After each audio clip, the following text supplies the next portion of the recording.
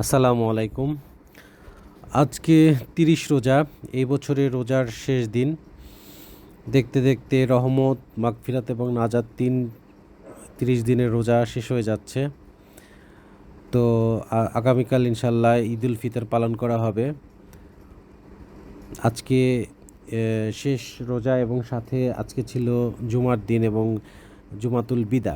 তো আমাদের প্ল্যান ছিল হচ্ছে যে জুমার নামাজ পড়ে আমরা একটু বাড্ডার দিকে যাব, এখানে আমার একটু কাজ আছে। এবং সকাল থেকেই বৃষ্টি হচ্ছিল, মেঘলা আবহাওয়া।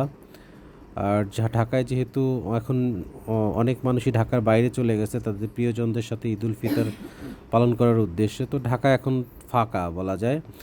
এবং রাস্তাঘাটে ঘুরে খুব মজা লাগতেছে, কারণ হচ্ছে যে একেবারে সকাল থেকে আবহাওয়াটা খুব সুন্দর। এবং সাথে সাথে একেবারে কোনো যানজট নেই, খুবই ভালো লাগতেছে ঘুরে।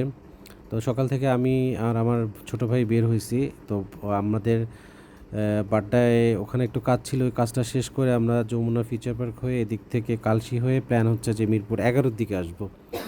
তো ওখানে মিরপুর 11-তে এসে ওখান থেকে, যেহেতু আজকে আবহাওয়াটা ঠান্ডা আবহাওয়া, এই জন্য ওদেরকে কাবাব নেওয়ার প্ল্যান আছে, ইফতারিতে কাবাব খাবো। তো এইখানে মিরপুর 11-তে বাজারের সাথেই নান্নু মার্কেটের সামনে মায়ের দোয়া কাবাব হাউস আছে, কাবাব ঘর আছে। এই কাবাবটা বেশ জনপ্রিয় মিরপুরের মধ্যে। এখানে ওদের অনেকগুলো আইটেম পাওয়া যায় এবং প্রচুর ভিড় থাকে, যদিও আজকে ভিড় অনেকটা কম, কারণ হচ্ছে যে যেহেতু মানুষজন ঢাকার বাইরে চলে গেছে।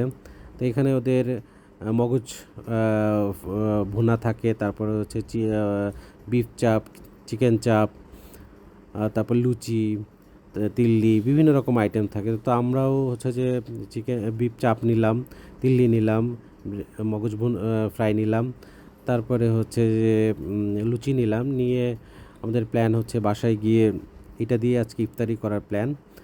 তো আমরা অপেক্ষা করতেছি, আর এখানে সালাদ কাটা হচ্ছে। সালাদ কাটা হলে আমাদের পার্সেল রেডি হলে হচ্ছে যে আমরা নিয়ে বাসায় চলে যাব এবং এটা দিয়ে আজকে ইফতারি করার প্ল্যান আছে। তো আজকে এই পর্যন্তই। আল্লাহ হাফেজ।